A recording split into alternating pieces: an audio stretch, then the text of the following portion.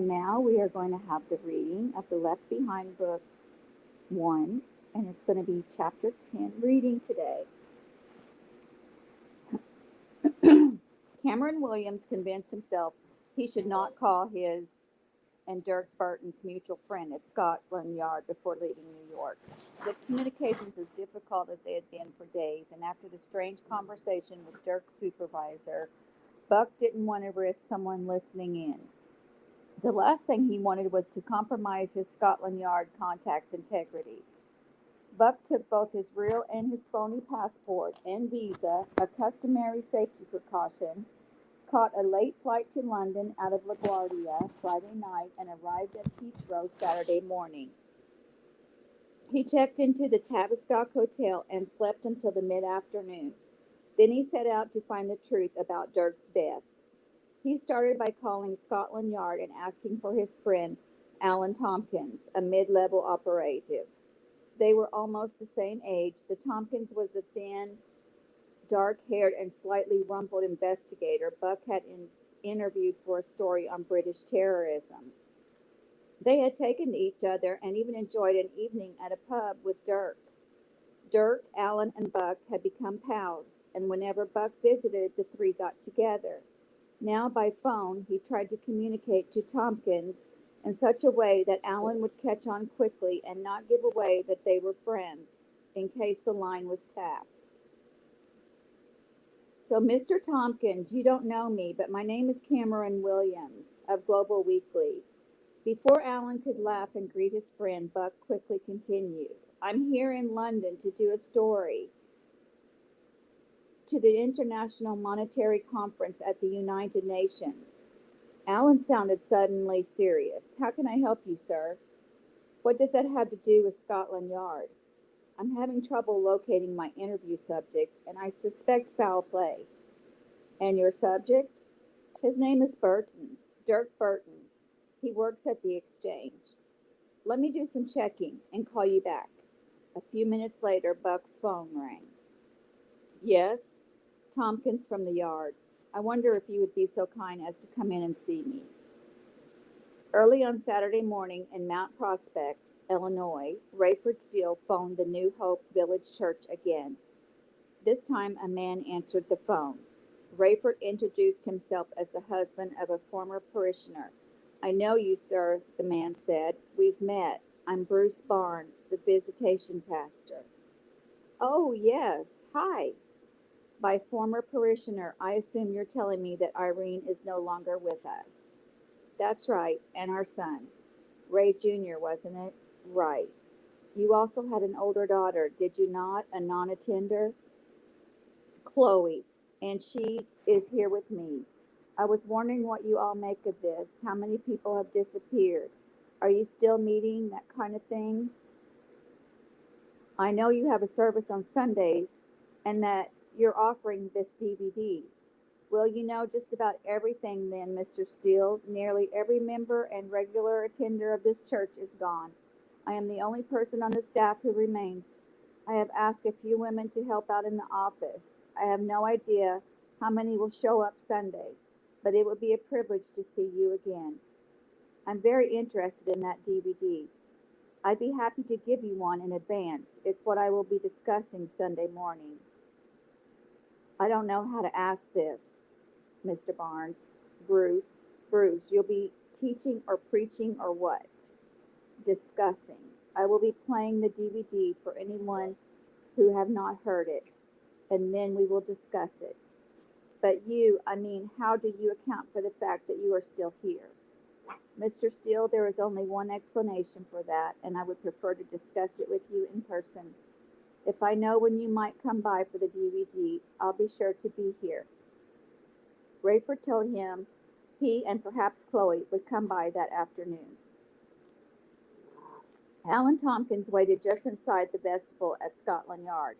When Buck arrived, Alan formally shook his hand and led him to a rundown compact, which he drove quickly to a dark pub a few miles away. Let's not talk till we get there, Alan said, continually checking his mirrors. I need to concentrate. Buck had never seen his friend so agitated and, yes, scared. The pair took prints of dark ale to a booth in a secluded corner, but Alan never touched his. Buck, who hadn't eaten since the flight, switched his empty mug for Alan's full one and downed it too. When the waitress came back for the mugs, Buck ordered a sandwich. Alan declined, and Buck, knowing his limit, ordered a soda. I know this will be like pouring petrol on a flame, Alan began, but I need to tell you this is a nasty business and that you want to stay as far away from it as you can. Darn right, you're fanning my flame, Buck said. What's going on? Well, they say it's suicide, but you and I both know that's nonsense. What's the evidence? Have you been to the scene? I have. Shot through the temple, gun in his hand, no note. Anything missing? Didn't appear to be, but Cameron, you know what this is about. I don't. Come, man. Dirk was a conspiracy theorist, always sniffing around Todd Cothran's involvement with international money men, his role in the Three Currency Conference, even his association with your Stonigal chap. Alan, there are books about this stuff. People make a hobby of ascribing all manners of evil to the Trilateral Commission. Even the Freemasons, for goodness sake. Dirk thought Todd Cothran and Stonigal were part of something he called the Council of Ten or the Council of Wise Men. So what? It's harmless. But when you have an employee admittedly several levels removed from the head of the exchange trying to connect his boss to conspiracy theories, he has a problem. Buck sighed. So he gets called on the carpet. Maybe he gets fired. But tell me how he gets dead or pushed to suicide. I'm going to tell you something, Cameron, Alan said. I know he was murdered. Well, I'm pretty sure he was too, because I think I'd have had a clue if he was suicidal. They're trying to pin it on his remorse over losing people in the Great Disappearance, but it won't wash. He didn't lose anybody close, as far as I know. But you know he was murdered. Pretty strong words for an investigator. I know because I knew him, not because I'm an investigator. That won't hold up, Buck said. I can only say I knew him and that he couldn't have committed suicide, but I'm prejudiced. Cameron, this is so simple it would be a cliche if Dirk wasn't our friend. What did we always kid him about? Lots of things. Why? We kidded him about being such a klutz. Yeah, so? If he was with us right now, where would he be sitting? It suddenly dawned on Buck what Alan was driving at. He would be sitting to one of our lefts, and he was such a klutz because he was left-handed. He was shot through the right temple, and the so-called suicide weapon was found in his right hand. So what did your bosses say when you told them he was left-handed and that this had to be murder? You're the first person I've told. Alan, what are you saying? I'm saying I love my family. My parents are still living, and I have an older brother and sister. I have a former wife I'm still fond of. I wouldn't mind snuffing her myself, but I certainly wouldn't want anyone else harming her. What are you afraid of? I'm afraid of whoever was behind Dirk's murder, of course. But you'd have all of Scotland Yard behind you, man. You call yourself a law enforcement officer, and you're going to let this slide? Yes, and that's just what you're going to do. I am not. I wouldn't be able to live with myself. Do something about this, and you won't be alive at all. Buck waved the barmaid over and asked for chips. She brought him a heaping, greasy mass. It was just what he wanted. The ale had worked on him, and the sandwich had not been enough to counteract it. He felt lightheaded, and he was afraid he might not be hungry again for a long time. I'm listening, he whispered. What are you trying to tell me? Who's gotten to you? If you believe me, you won't like it. I have no reason not to believe you, and I already don't like it. Now spill. Dirk's death was ruled a suicide, and that was that. Scene cleared, body cremated. I asked about an autopsy and was laughed off. My superior officer, Captain Sullivan, asked what I thought an autopsy would show. I told him abrasions, scrapes, signs of a struggle. He asked if I thought it made sense that a bloke would wrestle with himself before shooting himself. I kept the personal knowledge to myself. Why? I smelled something. What if I put a story in an international magazine that pointed out the discrepancies? Something would have to happen.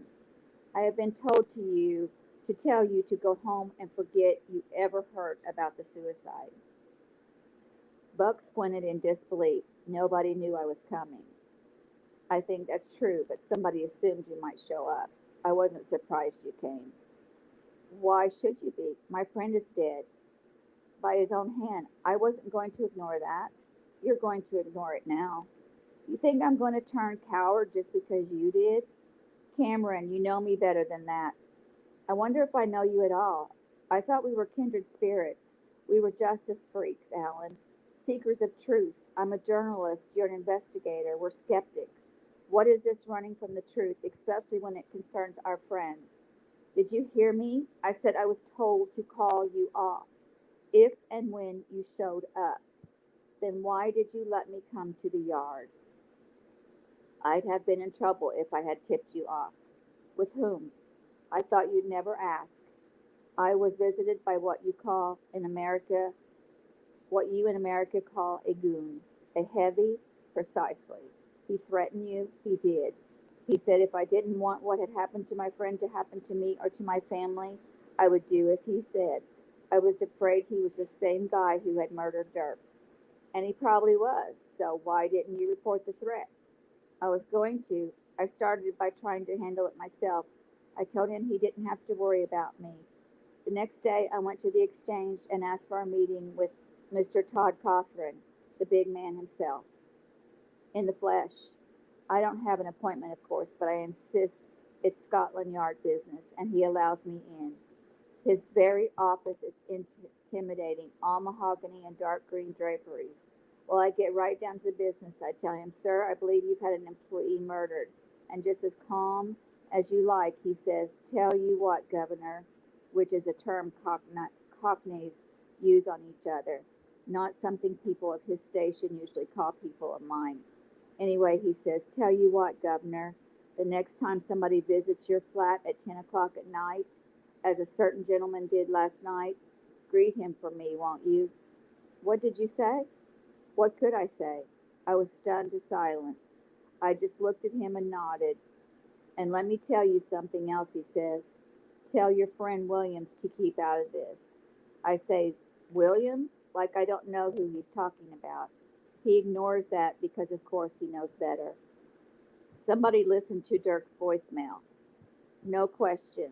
And he says, if he needs convincing, just tell him I'm as partial as he is to Dad and Jeff, that your brother. Buck nodded. So you caved. What was I supposed to do? I tried playing Mr. Brave Boy. I said I could be wired. I could be recording this conversation. Cool as can be, he said. Metal detector would have picked it up.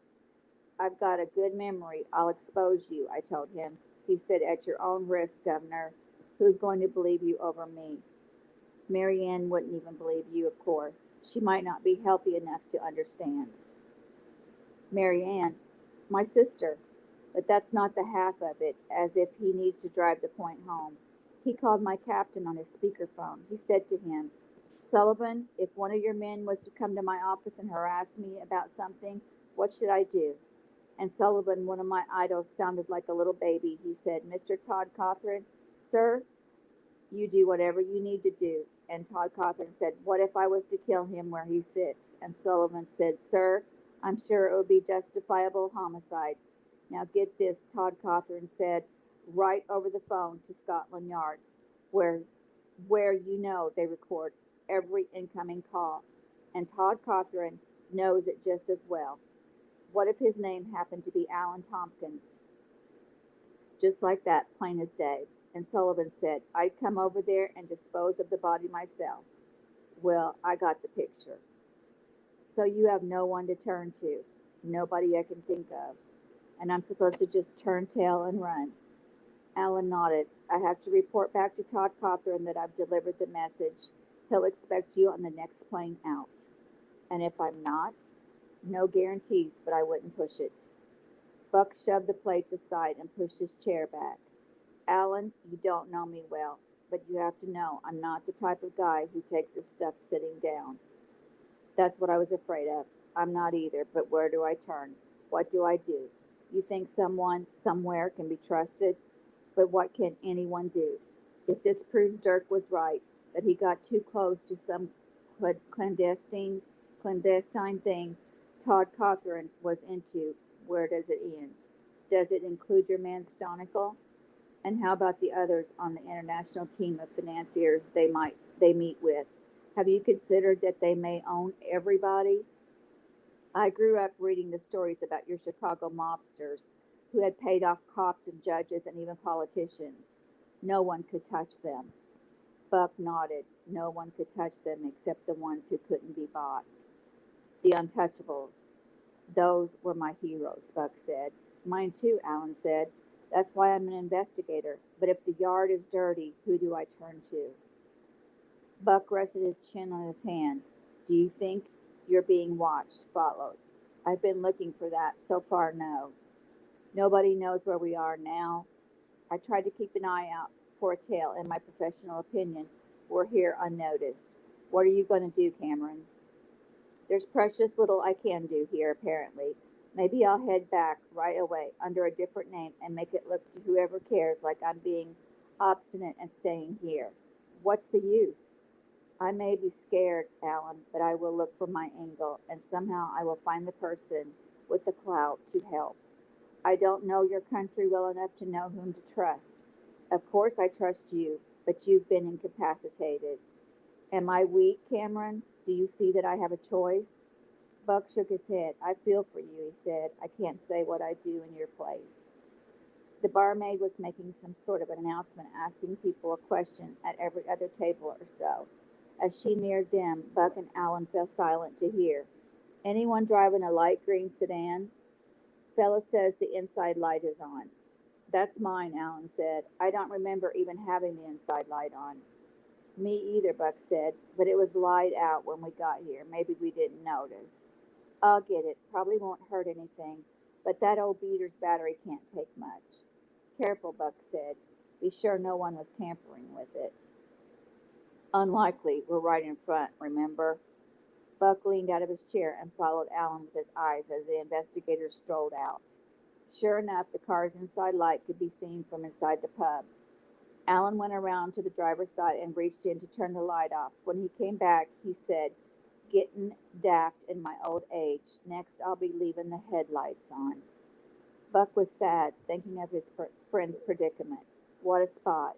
Working at something you'd wanted all your life to do, and knowing that your superiors were beholden to what amounted to an international thug. Going to call the airport and see if I can get a flight tonight. Nothing's going your way this time of the evening, Alan said. I'll take something to Frankfurt and head back from there in the morning. I don't think I could test my luck here. There's a phone up by the door. I'll pay the girl. I insist, Buck said, sliding a 50-euro bill across the table. Buck was on the phone to Heathrow while Alan counted the change from the barmaid. Buck got a seat on a flight to Frankfurt 45 minutes later that would allow him to catch a Sunday morning flight to JFK. Oh, Kennedy's open, isn't it? He said. Just an hour ago, the woman said limited flights, but your Pan-Continental out of Germany goes there in the morning. How many passengers? One. Name? Buck peeked in his wallet to remind himself of the name on his phony British passport. Pardon, he said, stalling as Alan approached. Name, sir. Oh, sorry. George Oroscofish. Alan mouthed that he would be in the car. Buck nodded. All right, sir, the woman said. You're all set with the flight to Frankfurt this evening. Continuing to JFK in New York tomorrow. Can I do anything else for you? No, thank you. As Buck hung up, the door of the pub was blown into the room, and a blinding flash and deafening crash sent patrons screaming to the floor. As people crept to the door to see what had happened, Buck stared in horror at the frame and melted tires of what had been Alan's Scotland Yard issue sedan. Windows had been blown out all up and down the street, and a siren was already sounding. A leg and a part of a torso lay on the sidewalk, the remains of Alan Tompkins. As the patrons surged out to get a look at the burning wreckage, Buck elbowed his way through them, pulling his real passport and identification from his wallet. In the confusion, he flipped the documents near what was left of the car and hoped they wouldn't get burned beyond readability. Whoever wanted him dead could assume him dead. Then he slipped through the crowd into the now empty pub and sprinted to the back. But there was no back door, only a window. He raised it and crawled through, finding himself in a 2-foot alleyway between buildings, scraping his clothes on both sides as he hurried to a side street. He ran 2 blocks and hailed a cab. The Tavistock, he said. A few minutes later, when the cabbie was within 3 blocks of his hotel, Buck saw squad cars in front of the place and blocking traffic. Just run me out to Heathrow, please, he said. He realized he had left his laptop among his things, but he had no choice. He had transferred the best stuff electronically already, but who knew who would have access to his material now? You don't need anything at the hotel then, the cabbie said. No, I was just going to see someone. Very good, sir. More authorities seemed to be combing Heathrow. You wouldn't know where a fellow could get a hat like yours, would you? Buck asked the cabbie as he paid. This old thing? I might be persuaded to part with it. I've got more than one other just like it. A souvenir, eh? Will this do? Buck said, pressing a large bill into his hand. It'll more than do, sir, and thank you kindly. The driver removed his official London cabbie pin and handed over the cap.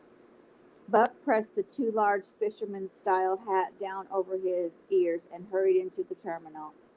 He paid cash for his tickets in the name of George Oreskov, a naturalized Englishman from Poland, on his way to a holiday in the States, via Frankfurt. He was in the air before the authorities knew he was gone.